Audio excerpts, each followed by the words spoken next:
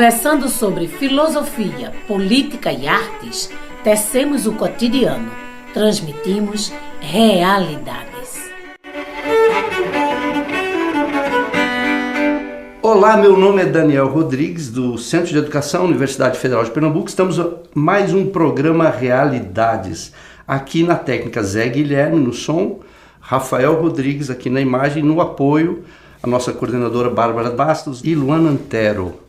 Muito bem, nós temos um tema hoje importante para aqui na cidade de Recife e no mundo, né? Sobre habitação, o direito à habitação. E aí, nossos convidados, hoje a gente conta com o Jô Cavalcante, que é coordenação do MTST, muito obrigado por ter vindo, mas também temos aqui a Vitória Genuíno, também da coordenação do Movimento Sem Teto, e André Araripe, que é um arquiteto urbanista e está na fase. Um prazer estar aqui com vocês. E a primeira questão, o que é uma habitação digna? O que significa ter direito à habitação, principalmente aqui no Brasil, em Recife? André, por favor. Bom dia, Daniel. Satisfação estar aqui, né, nesse espaço importante para a gente ampliar, né, os nossos debates, esse debate tão central aqui no Recife e em muitas cidades do mundo, que é o tema da moradia. Veja, a Organização das Nações Unidas, no Comitê de Direitos Humanos, Econômicos, Sociais e Ambientais, ela estabelece que uma moradia adequada ou de qualidade, ela precisa ter alguns requisitos, né?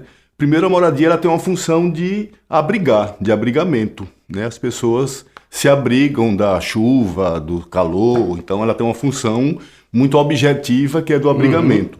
Mas esse abrigamento ele precisa ter alguns parâmetros de qualidade, né? Então, isso diz respeito à própria localização dessa moradia, diz respeito à disponibilidade de serviços, né, que essa família ela pode acessar nas proximidades. Então, a localização também é uma questão importante. As oportunidades de reprodução econômica dessa família, né, nas proximidades também. Então, isso também reflete na qualidade dessa moradia. Costuma se colocar para longe, né? Longe do seu espaço de trabalho. Eu moro aqui, vou trabalhar, aí você já tem a questão do transporte, da acessibilidade, da mobilidade. A questão da segurança da posse, né? Você morar em algo que você não sabe se amanhã você tem a segurança de continuar ali. O despejo, né? Isso, a ameaça do despejo recorrente, eu não tenho nenhuma segurança fundiária, né, daquela posse, daquela propriedade, né, que é o sonho da casa própria, que se fala tanto. Esse é um tema que acho que a gente vai poder discutir quando a gente se aprofundar aí pela frente. E um requisito importante também que é a adequação cultural, né? Assim, não existem parâmetros diferenciados. O que é uma casa para alguém que mora num centro urbano é diferente de uma moradia para quem está na zona rural, para quem está numa aldeia, para quem está num quilombo.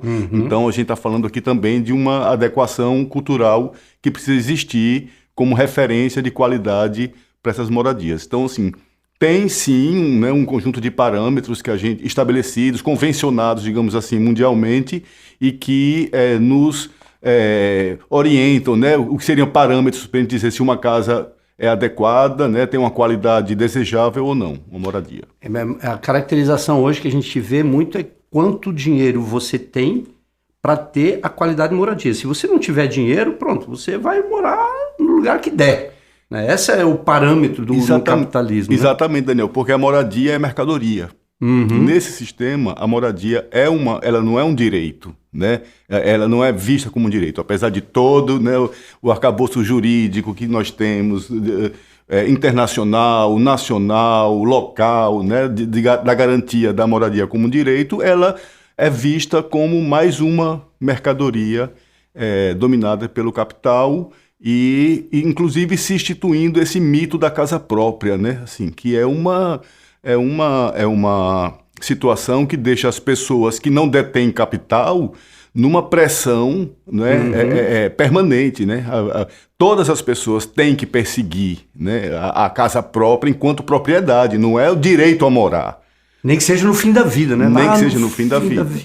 Nem que seja no fim da vida. Interessante essa questão da mercadoria.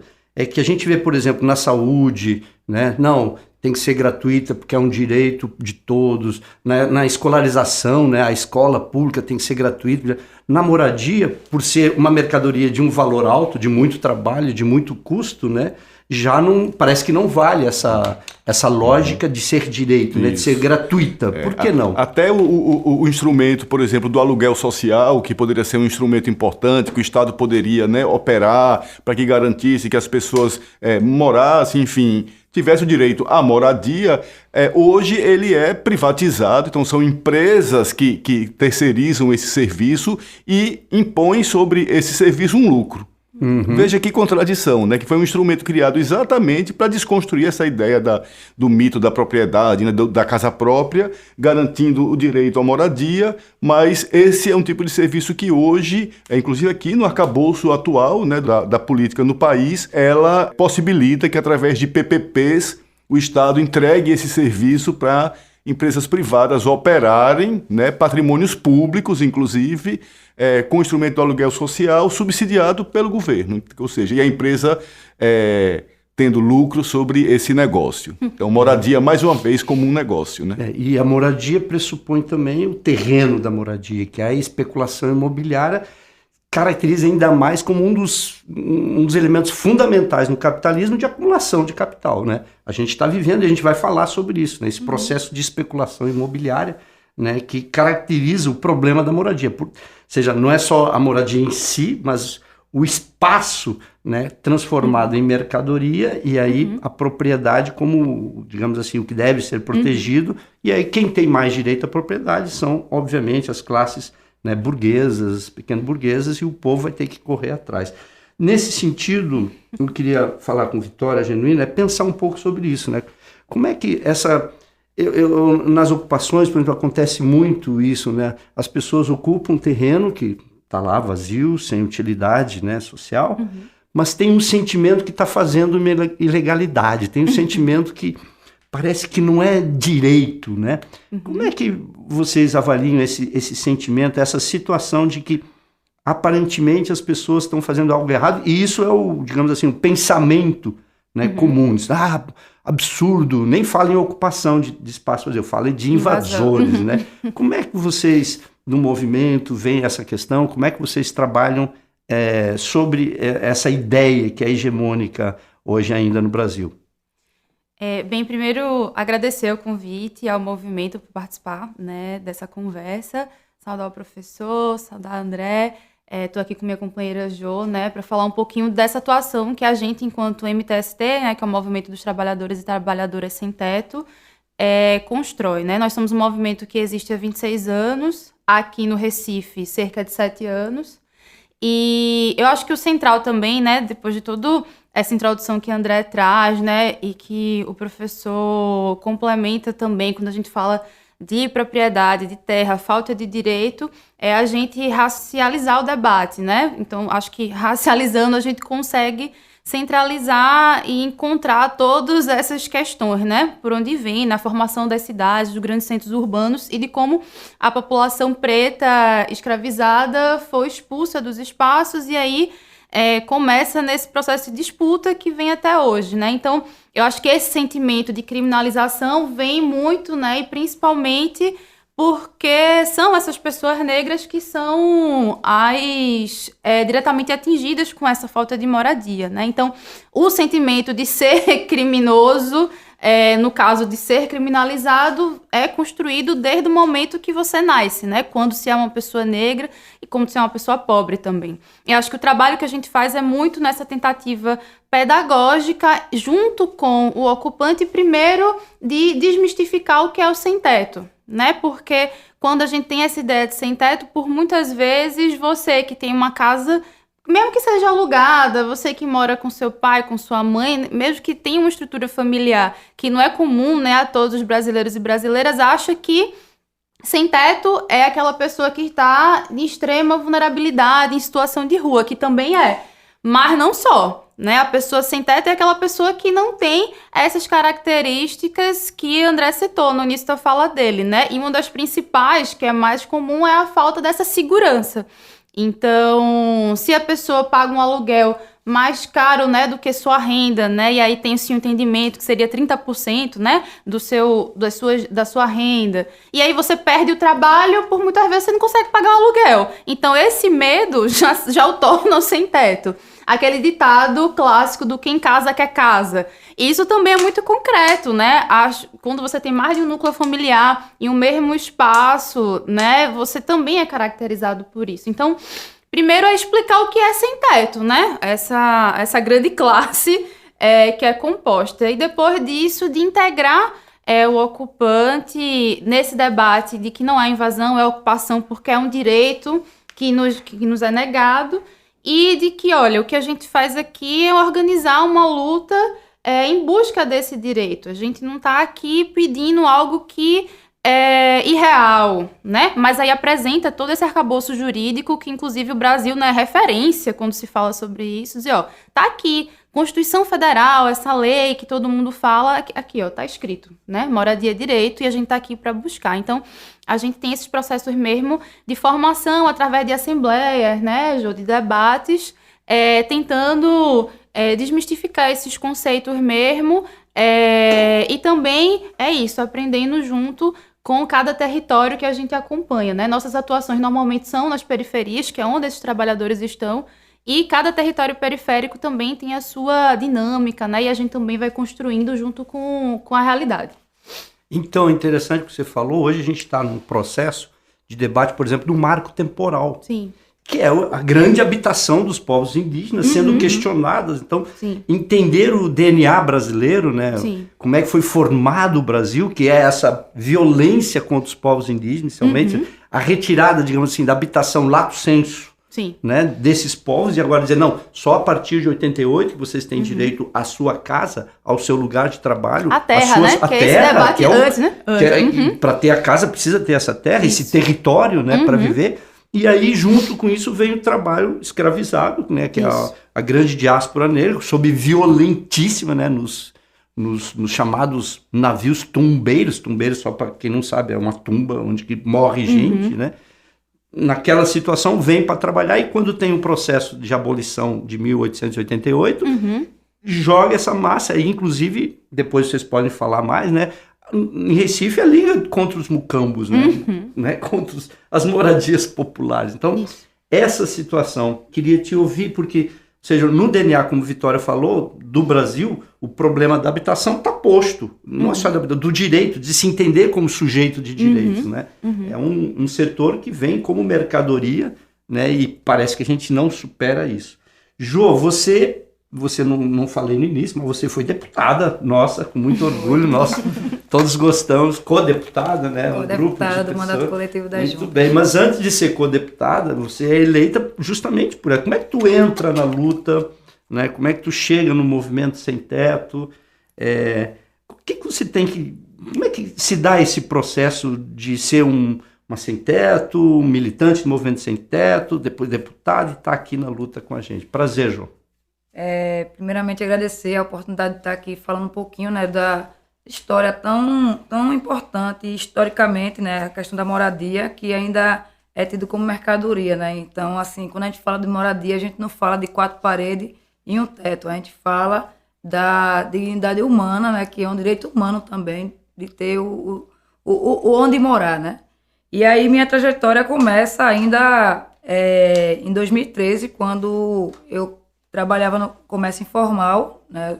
Além de ex-deputada, sem teto, eu sou ambulante também, que eu acho que tem uma ligação entre o trabalho e o teto também, né? Minha luta começou com da Boa Vista, vendendo capa, película, e aí, nessa época, eu morava na comunidade dos Coelhos, justamente uma comunidade que há anos e anos é um reflexo da cidade do que é a falta de moradia, e a moradia concreta, né, para as pessoas que moram ali. E aí, em 2015, teve um incêndio e minha casa foi uma das atingidas, e foi aí que eu comecei minha trajetória dentro do processo da luta pela moradia, né? Eu fazia parte do Sindicato dos Ambulantes, mas também a gente tinha um coletivo de luta comunitária, que era o CLC, que inclusive foi com alguns trabalhadores aqui do redor da Federal.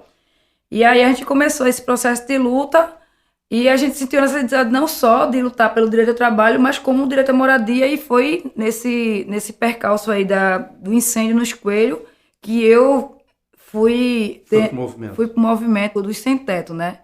E aí, assim, a gente vive numa cidade, né, que é Recife, que por mais que tenha tido uma luta histórica aqui, né, pelo direito das ex, né, que em 87 começou mesmo a vingar a lei do presês, a gente hoje vive numa cidade que é a terceira mais cara de aluguel e também vive num processo em que o despejo está a qualquer momento da sua casa, sabe?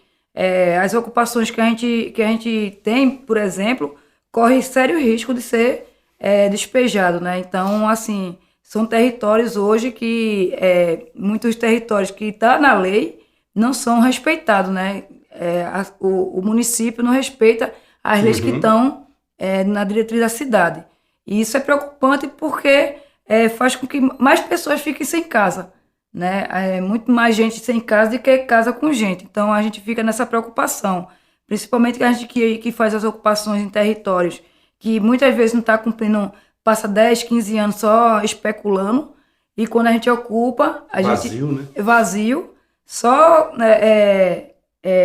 especulando para algum projeto de empresário, enquanto a população mais carente, mais pobre, está precisando de onde morar. Então, é muito distópico o sentido do morar e do morar bem, né? Do bem viver. Uhum. Porque não adianta você colocar as pessoas em alguns prédios que não tenha creche por perto, que não tenha mercado por perto, que não tenha o serviço básico, né? Claro. Não é só tirar as pessoas do seu local, do seu território e colocar dentro de um apartamento e também deixar à mercê, né?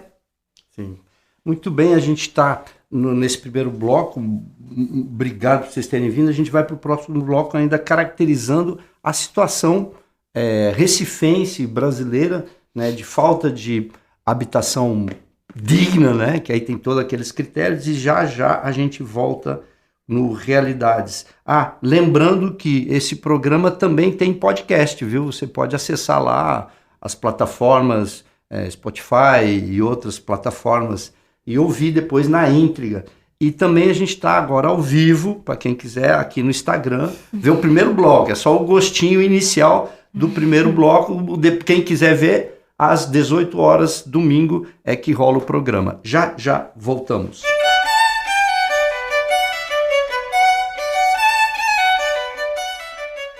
Em breve seguiremos tecendo realidades.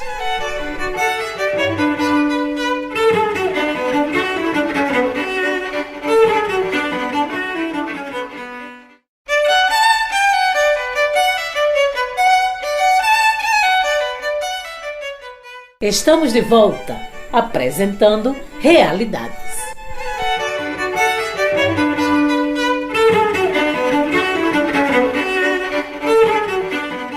Voltamos com Realidades aqui com André Araripe, Vitória Genuíno e Jô Cavalcante. Esse programa também está em podcast, pode acompanhar lá, Realidades 99.9.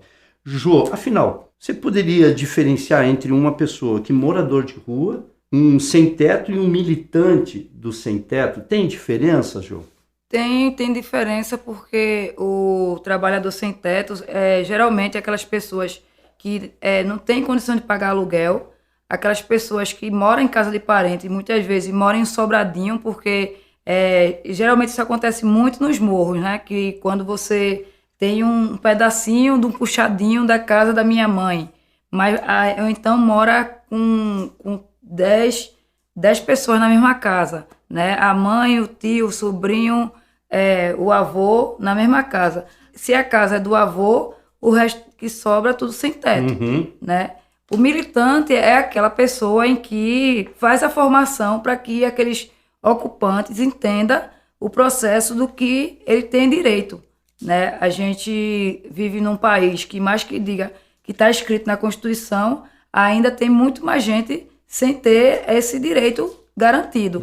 Então, a diferença do militante é essa. O militante está ali para, de alguma forma, fazer com que aquele ocupante entenda o porquê ele está ocupando aquele terreno. Porque a gente não ocupa casa de ninguém, a gente ocupa terrenos vazios que não estão cumprindo uma função que também está dentro da Constituição, né? O direito de entrar num terreno que está há mais de 20 anos, há mais de 30 anos só criando alguns sinistros, alguns processos dentro do terreno mesmo, né? Sem ter nenhuma função, não está cumprindo nada, está vazio ali. A gente ocupa justamente para isso, para a gente pressionar e dizer que aquele terreno está vazio e que aquelas pessoas estão precisando de moradia. Então é muito diferente o sem-teto do militante, mas o próprio sem-teto muitas vezes se torna militante por entender que se não tiver na luta, dentro desse processo de que o direito vai ser garantido, ele não vai ter a vitória, né? Então a diferença é isso. E a população de situação de rua é um outro processo, até porque até o próprio município esquece essas pessoas, né? Então, assim, são pessoas que saíram de casa por algum processo, sabe? Muitas vezes, também não tem onde morar, né? Então, assim, também são pessoas sem teto, mas tem uma diferença porque eles ou nunca tiveram casa, ou então foi expulso de alguma casa, ou então saiu mesmo da própria casa por agressão, porque quando você é criança, é agredido, passa por vários processos, né? Principalmente dentro das periferias. Então, a diferença é essa. Tem um sem-teto que ele é o trabalhador que muitas vezes não tem direito nem de comer, né, de comprar comida, quanto mais pagar um aluguel, né? Inclusive aqui em Recife, que o aluguel é em torno de quase R$600. Nem todo mundo ganha um salário mínimo, vai ter que dividir para o aluguel, vai ter que dividir para alimentação, para pagar conta de água, conta de luz. E isso, às vezes, não supre o mês, né? Muito bem, eu acho que essa caracterização é importante. Vitória, ela começou a falar sobre direito. Como é que funciona isso, né? Porque o grande senso comum é justamente isso, né? É um crime ocupar, invadiu a casa da outra pessoa, né?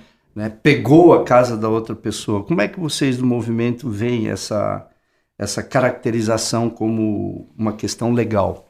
Professor, eu queria só fazer uma parte para complementar um pouco a fala de Jô, porque eu acho que é importante a gente deixar negritado essa diferença do militante, né? A partir do momento que a gente realiza nossas ações de luta, sejam as ocupações, os atos, faz um convite, né? Aquela pessoa a se integrar ao movimento, também é num movimento de dizer, olha, a gente precisa fazer uma luta pelo direito e a gente só vai conquistar esse direito se essa luta for organizada e de forma coletiva. Então, eu acho que essa é a diferença também principal, né, daquela pessoa que se torna, depois de ser um lutador já da vida e junto ao movimento, se tornar um militante, né? Que acho que essa noção de se organizar, a partir desse momento, eu vou me organizar com essas pessoas dentro dessas ferramentas que o movimento se utiliza para conquistar um direito, né? Então, eu acho que o militante do movimento é isso. Sim. É a pessoa que é o sem-teto, que vem todas essas características, né, que Jô falou um pouco, mas também pode ser uma pessoa que, de fato, tem a casa, mas que diga, olha, eu acho que isso está errado e eu acho que o direito a ter uma moradia é um direito essencial e vou me juntar a essa luta. Abraça a causa e entra na organização coletiva, né? Isso, e eu acho que é importante também a gente sempre reforçar que o que a gente está debatendo aqui é direito à cidade. Direito à cidade é tudo, né? É segurança pública, é saúde, é educação. Então, é isso, não é quatro paredes e um teto, é tudo que vai além disso. É direito da mulher, direito da população LGBTQIA+, enfim, tudo isso é direito à cidade. Você poder se movimentar, você andar por uma rua, isso é direito à cidade. E é o que a gente luta também, né? Vai além disso. Mas a pergunta que o senhor me fez, eu acho que é importante a gente ressaltar que todo e qualquer imóvel ele precisa cumprir uma função social. Função social quer dizer que precisa responder a interesses sociais e coletivos da preservação do meio ambiente. Ou seja, não se pode ter um imóvel abandonado há vários anos, há décadas, como o Jô falou, sendo ponto de insegurança, então muitas vezes é mal iluminado, serve para assalto, serve, enfim, para uma série de questões, com muito mato, com uma dívida de IPTU imensa, muitas vezes milionária, então aquele IPTU que deveria ser pago, né, para poder retornar a serviços à população, ele não é pago, e o proprietário desse imóvel, desse terreno, lucrando, esperando o melhor momento para poder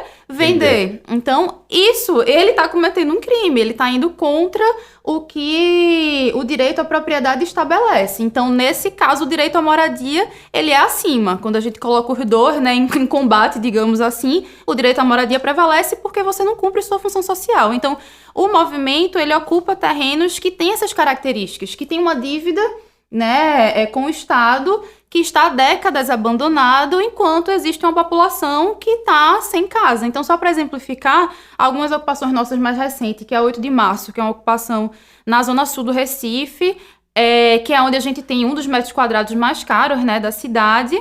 Estava abandonado há 20, 30 anos, há muito tempo, né, Jô? Com a dívida, acho que milionária, quase R$1 milhão. Os moradores nos relataram, né? Enfim, uma série de inseguranças públicas, essas que são da nossa realidade, e que hoje serve para moradia. Então, tem vida, tem dinâmica, as mulheres, principalmente, que não passavam pelo local, começam a passar, você tem uma reestruturação.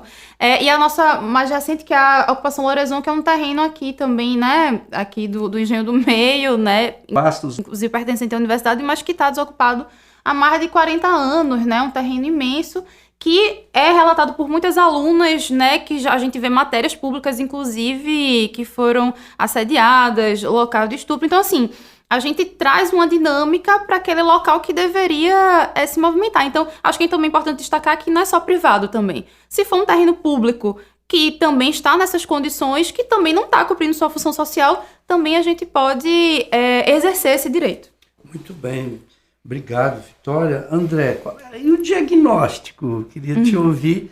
Eu fiquei impressionado com a nota técnica 4, depois você podia dizer onde é que os ouvintes podem acessar, e a entrevista no GGN,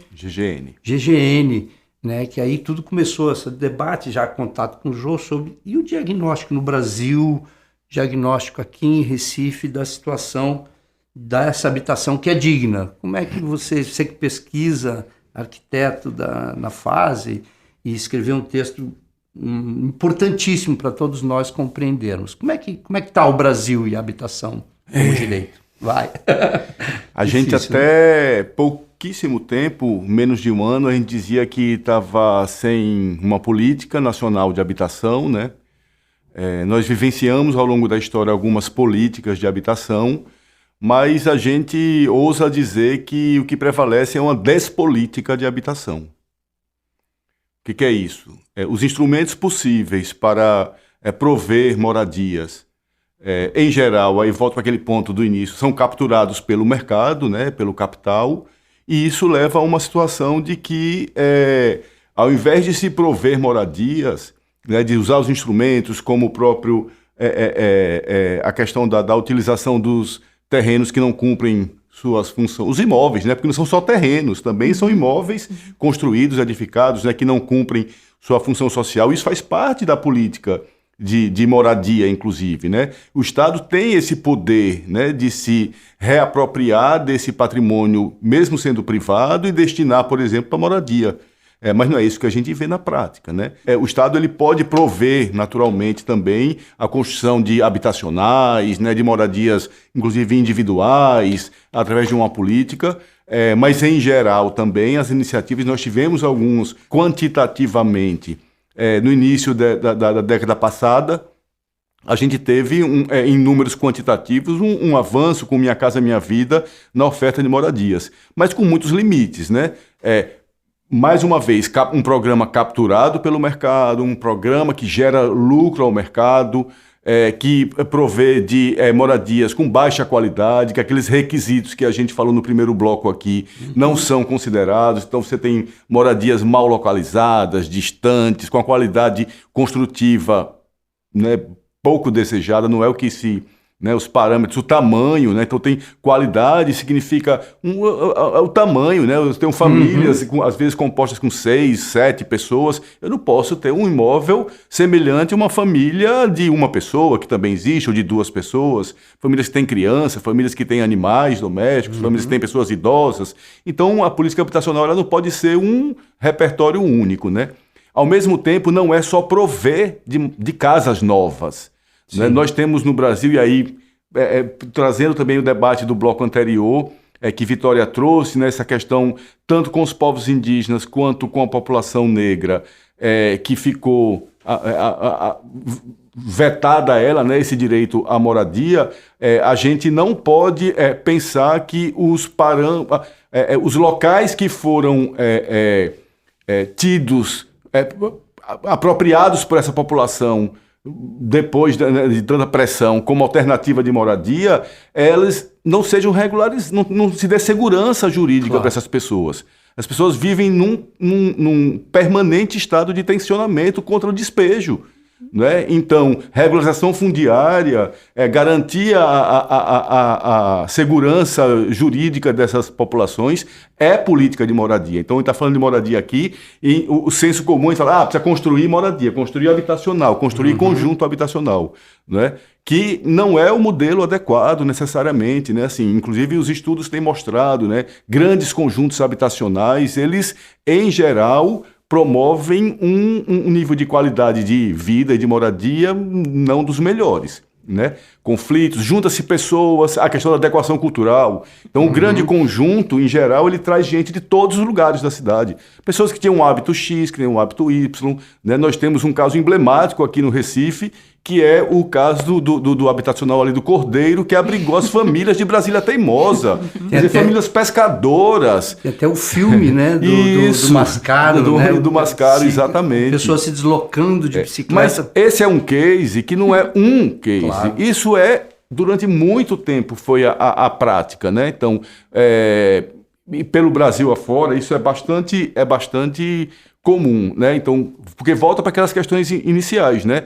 Ou seja, a localização, a relação que eu tenho com o entorno, a minha capacidade de sobrevivência econômica. Então, eu não posso pegar uma pessoa que trabalha com a pesca marítima, porque moradores de Brasília Teimosa tem pescadores do estuário, do rio e tal também, mas boa parte, sobretudo os da palafita, eram pescadores marítimos. E eu coloco essa população para morar a 12 quilômetros, a 15 quilômetros de distância do seu habitat natural, né, onde você desenvolvia. É isso, a gente tem havido muito tensionamento, né, sobre o novo Minha Casa Minha Vida, né, ele traz inovações, né, do ponto de vista de qualidade mesmo, da própria moradia, né, as unidades agora elas vão ter um tamanho maior. Recentemente o presidente da República anunciou um padrão construtivo diferenciado, a inclusão da varanda, que parece uma coisa assim, a coisa da qualidade, né, assim, pobre não pode ter varanda, né, não, tu tem varanda, os habitacionais com maior qualidade, pessoas que estão nos benefícios de prestação continuada ou que sejam do Bolsa Família não vão pagar mais as prestações do programa, ou seja, isso avança em né, na coisa de você não ter que, do pagamento, daquilo como mercadoria e sim como direito, sim, né, sim, dessas famílias. O Minha Casa Minha Vida retrofit, que danado é isso? Isso esses prédios ociosos que estão aí, né, que Vitória falou no outro bloco, no centro da cidade sobretudo, mas na cidade como um todo, esvaziados, eles podem sim, retrofit é você transformar ele era um prédio empresarial, eu posso pegar ele, fazer uma reforma dele e transformar em habitacional. Retrofit é isso, é fazer uma adequação, eu melhoro a estrutura dele e tal, e transforma em moradia. O Minha Casa Minha Vida trouxe essa inovação nesse momento, e o Minha Casa Minha Vida, entidades, e aí a turma do MTST tem uma história boa para contar sobre isso, que ao invés de entregar a operação desse sistema do Minha Casa Minha Vida para o mercado, você possibilitar que movimentos e organizações sociais possam, e aonde isso foi feito, na edição passada do Minha Casa Minha Vida, a qualidade dos habitacionais é extremamente superior.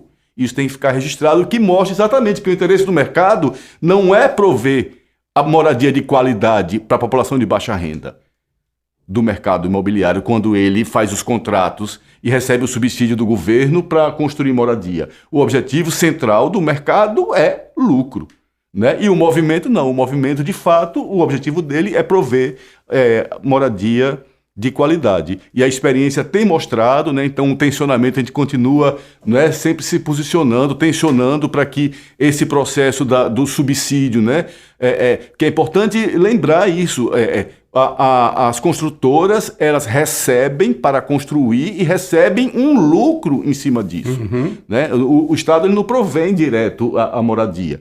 Então a gente está mais uma vez mercantilizando, né, um direito, e essa saída é uma das saídas, né, possíveis, essa dos movimentos trabalharem com o Minha Casa Minha Vida entidades, porque está comprovada a qualidade e o interesse coletivo ele está superior, né, acima do interesse privado, do interesse do lucro, e esse é um caminho que a gente defende e estamos apostando aí para que essa participação, né, nos recursos do financiamento da política, eles né, se diversifique mais. Tanto as modalidades de moradias, como eu falei aqui, né, o retrofit, o Minha Casa Minha Vida Rural, né, também implementado. Então é importante que tenha essa diversificação maior das modalidades, mas sem esquecer que não é só prover moradia, né? A gente precisa de uma política séria de regularização fundiária, porque a grande parcela da população pobre hoje do Recife, do país, né, mora nas periferias, ela está à mercê de um despejo e isso adoece as pessoas. Tá bom. Terminamos aqui esse segundo bloco, já voltamos, realidades, o direito à habitação.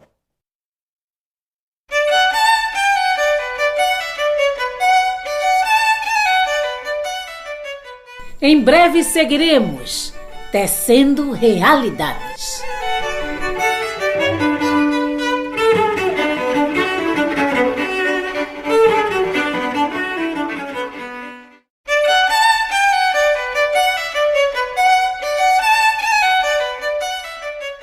Estamos de volta, apresentando Realidades.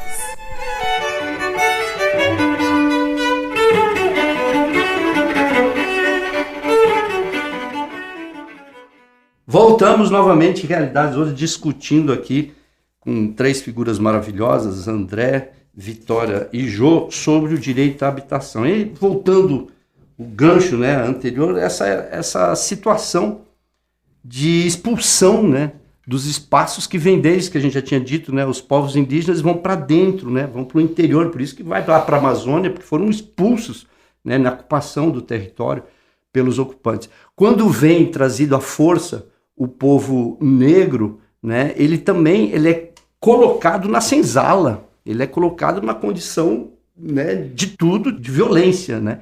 E quando tem a chamada Lei Áurea, ele é expulso ainda por cima. Agora, a gente sempre tem que ressaltar que sempre houve resistência. Os quilombos, as lutas indígenas, as lutas das pessoas por moradia, sempre houve essa luta, né? Não foi uma coisa de graça. A lei contra Mucambos, por quê? Porque tinha enfrentamento, tinha disputa. Acho que isso é importante nesse bloco, a gente caracterizar isso. E, por exemplo, a ZEIS, né, que fez parte dessa luta pelo espaço, né? O PREZEIS, que é a regulamentação de quem vai morar nesses lugares, foi uma vitória, uma conquista. Essa lei foi organizada por um grupo de advogados da Comissão de Justiça e Paz e estagiários, mas quem ditava, quem dava o aval, quem dizia como é que devia ser, era o MDF, que era um movimento de defesa das favelas, ou seja, a população organizada, não é população genérica, que a gente, na luta do processo, e aí década de 80, que é uma década que a luta de classes está para frente, está vitoriosa, com greves, democratização, conquista em Recife, né? Então, entender esse processo de especulação, essa situação, dentro da disputa, né, com a burguesia. Lembrando, para passar a palavra para o André, que os setores burgueses, pequenos burgueses, também ocuparam Boa Viagem, por exemplo, né? Que não é propriedade de ninguém ali. Ali é terreno de marinha, tem que pagar o laudêmio, né? Isso. E, enfim, André, já aproveitando esse gancho, desse momento de especulação, dessa situação que empurra o povo, né, principalmente o povo negro, né, para fora dos espaços, qual é o diagnóstico, voltando, recuperando no Brasil, e como é que está a situação brasileira? Por favor. Então, eu queria aproveitar esse gancho das ZEIS, Daniel, para falar a importância desse instrumento de luta pelo direito à cidade, né? As ZEIS, elas se constituíram no início dos anos 80 aqui no Recife, né? Recife é pioneiro nesse instrumento de regulação urbanística, a partir de lutas genuínas dos territórios. Então, Brasília Teimosa tem uma um papel fundamental, né? Aquela resistência que Brasília Teimosa teve e tem, né? E vai continuar tendo, foi referência importante, mas outras comunidades também, para a questão da constituição das EIs.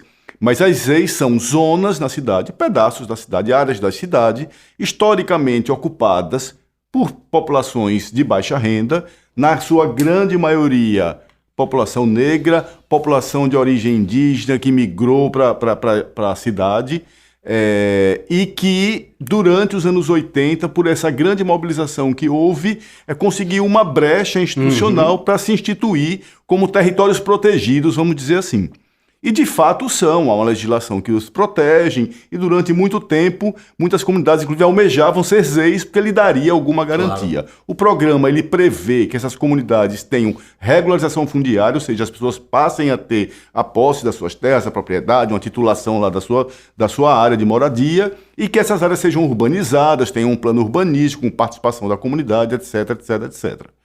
O fato é que essas comunidades, na grande maioria, e num contexto diferenciado hoje, de disputa de terras, numa cidade hoje que é muito mais adensada, essa é uma questão muito séria. E a gente, no artigo, eu e a companheira Luana Varejão, exploramos esse tema, inspirados na professora Norma Lacerda, né, daqui do MDU, da UFPE, que vem trabalhando muito esse tema do mercado, da dinâmica imobiliária na cidade. O fato é que, na atualidade, as EIs são as áreas mais cobiçadas da cidade, porque elas estão muito bem localizadas, não é?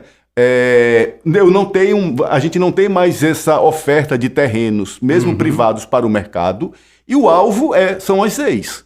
Né? Então são áreas, algumas muito bem, Haja Vista, Brasília Teimosa, mas não somente, né? Entrapulso, o caso emblemático agora da Vila Esperança, né? Assim, ali no Poço da Panela, né? A construção de uma ponte que dizima umas EIs. Né? E uma ponte com um grande lutador, né? O nome dela, né? Que é Jaime Guzmão, até a pessoa diz, contradição, né?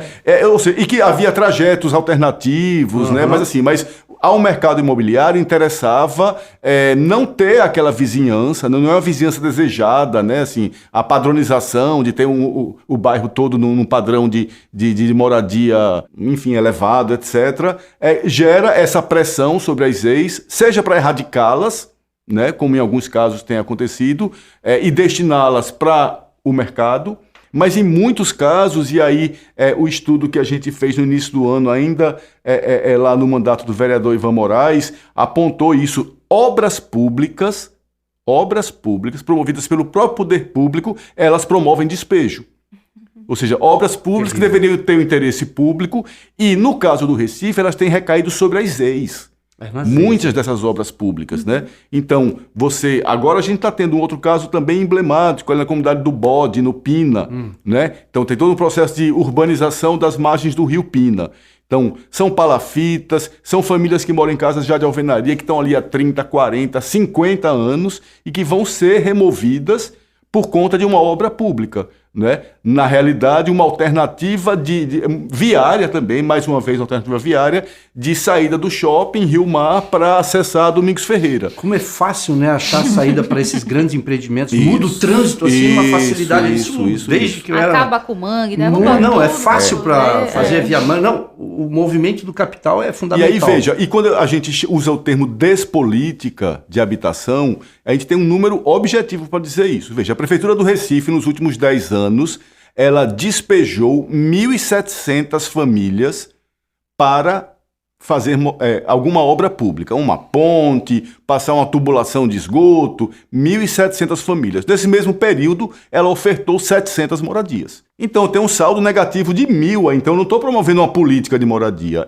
A gente não tem medo de afirmar, há na cidade uma despolítica. E eu queria também aproveitar o gancho para dizer o seguinte: a gente está prestes a iniciar um programa importantíssimo para a cidade, que é o Promorar. É o Programa de Resiliência Urbana, que pretende requalificar áreas de risco na cidade, isso é importante, adequado, né? Áreas ribeirinhas e áreas de morro, que são suscetíveis às enchentes, aos desmoronamentos, etc, etc. Um programa, em princípio, importante. Mas este programa, que tem uma duração de 6 anos, prevê remover 3.000 famílias desses lugares. Veja, eu falei de 1.000 em 10 anos, e nos próximos 6 tem 3.000 para sair. Precisa ser, as pessoas saírem desse lugar? Precisam, mas precisam ser reassentadas.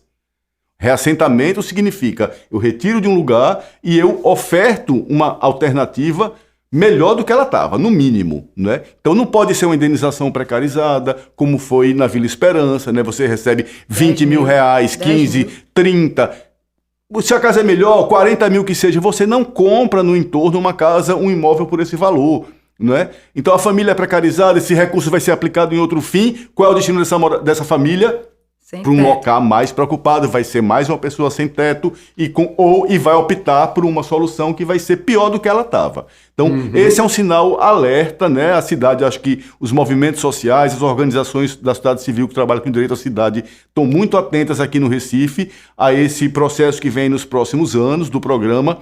E repito, é um programa importante, né? Essa é uma ação de resiliência para a cidade, importante para se defender desses efeitos aí climáticos que ameaçam essas áreas, mas a gente tem que estar muito alerta para que se tenha uma política de reassentamento adequada. Essas 3.000 famílias que vão sair das suas moradias precisam ter alternativa de ir para uma situação melhor, no mínimo melhor do que elas estavam atualmente.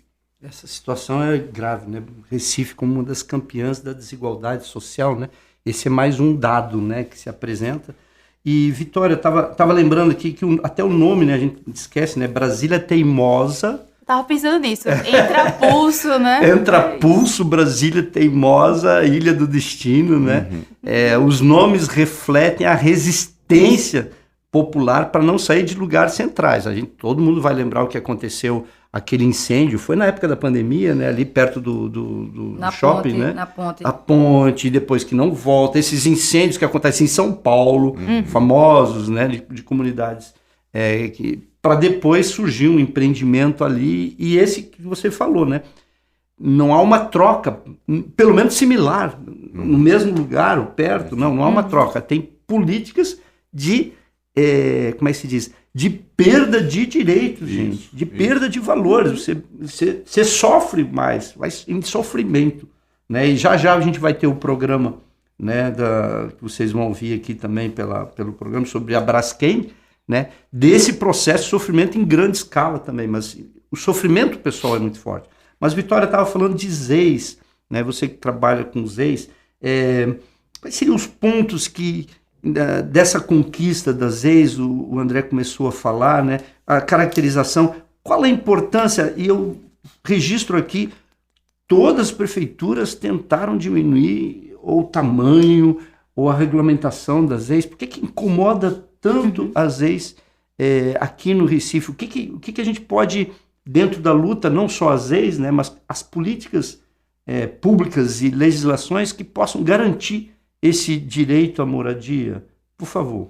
Professor, eu queria só fazer alguns apontamentos. Faça-se aqui, o programa não tem problema, pode fazer as considerações que você quiser. Não, é porque isso, o André estava falando, eu fiquei pensando aqui. Primeiro isso, estava muito na minha cabeça, porque a gente às vezes reproduz tanta coisa assim da cidade e não para pensar, né? Como os nomes são simbolismo mesmo do que a luta reflete. Então, isso, Brasília Teimosa, Entrar a Pulso.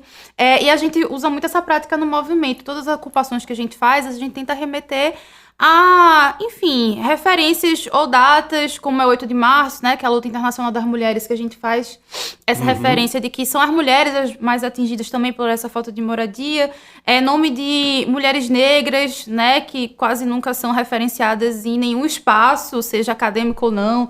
Então a gente tem Carolina de Jesus, Marielle Franco, né, que foi a que a gente fez no centro. Então é isso, assim. Eu acho que um convite às pessoas sempre refletirem, né, sobre esses símbolos que a nossa cidade ela apresenta pra gente. Eu acho que uma coisa também que eu queria falar, que a gente tá falando, André citou um pouco dos números, né, do despejo e tal, da casa. E aí quando a gente volta para aquele debate do primeiro bloco das pessoas em situação de rua, o próprio censo da prefeitura apresenta que pessoas em situação de rua, essa população específica, são quase 2.000 pessoas na cidade do Recife, que não entra, né, dentro desse mapa aí nosso. Então, veja, a situação é bem pior. E aí, o que é que se faz com essas 1.800? Dentro dessa dinâmica de 700 casas apresentadas, fora os despejos que estão previstos nisso tudo. Então, é um problema muito maior, assim, e que a curto prazo, né, ou até médio prazo, a prefeitura até então não apresenta. Entendendo que a maioria dessa população, segundo esse próprio censo da prefeitura apresentado agora em agosto, é de homens pretos, assim, né? A maioria deles. Então, é isso tudo aqui, caso com o que a gente tá falando.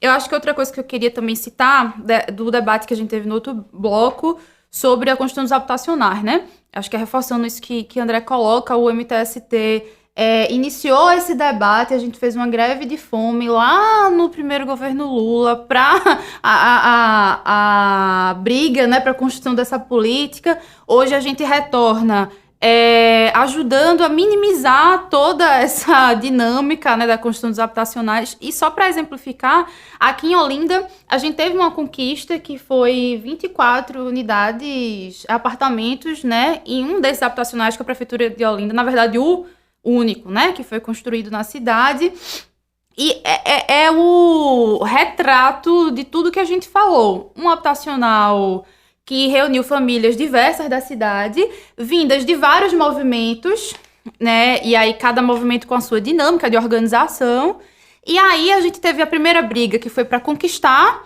essas 24 unidades num ambiente onde a gente luta por 200 famílias. Então, a gente conseguiu 10% aí. E a nossa outra briga agora junto à prefeitura é por causa das dinâmicas da construção do habitacional. Ou seja, a cerâmica saindo do piso, não tem mais água nas torneiras, tem já problema de rachadura. Enfim, assim, a família entrou, o esgoto, e já tá tudo quebrado, assim. Então, é isso. Essa dinâmica toda é muito difícil. Eu acho que para fechar também, para entrar na pergunta, isso também que André trouxe de voltar os olhos para a periferia. Quando a gente fala em direito à moradia, muitas vezes, né, quem nos representa e que está na construção dessas leis, das políticas, tem o entendimento que não, aquilo é desordenado, tem que tirar dali e botar nessa caixinha aqui, que para mim é mais limpo, é mais organizado, né, entre aspas, várias aspas, e da gente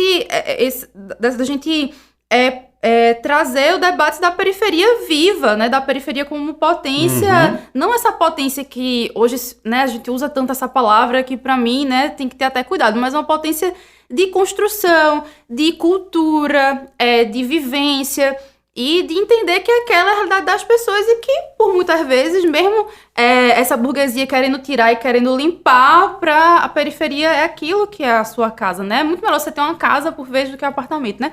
A gente vai terminar o nosso... Já terminar mesmo o programa, que o tempo é o de 1 hora, com o Jô chamando aí, conclamando para essa luta pela moradia, Jô. Você como uma mulher negra, batalhadora... Encerra o nosso programa com chave de ouro. Coisa boa, né? Então, 1 minutinho. O que a gente chama é justamente isso, né? Para que as pessoas tenham essa consciência da luta. E a luta, só a luta resiste a esse descaso que acontece, principalmente aqui no Recife, né? Outra coisa é que ano que vem a gente vai ter muito desafio, né? A gente está com algumas ocupações, inclusive a Lorenzona, que é um grande guerreiro que era da FUP, né? O nome da ocupação, Lorenzona, não é à toa. Que vai passar por um processo de despejo. Isso é muito ruim, porque essas famílias vão para onde, né? Inclusive, os cadastros que a prefeitura, colocando um ponto aí nesse processo do cadastro, os cadastros que a prefeitura hoje está fazendo, não está nem colocando as pessoas nos aluguéis sociais. Eles só fazem cadastrar e fazer mais número para saber.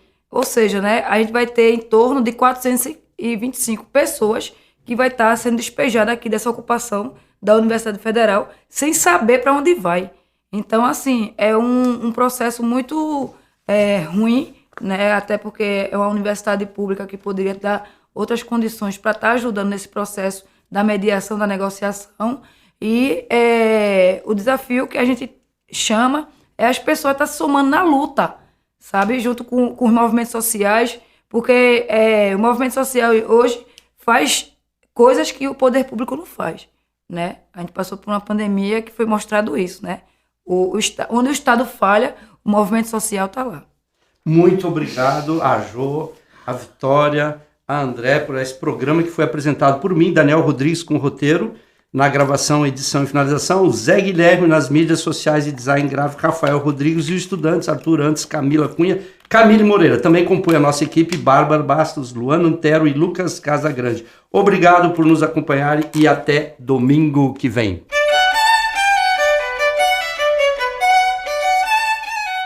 Acabamos de ouvir Realidades. Oferecimento Proeste, UFPE.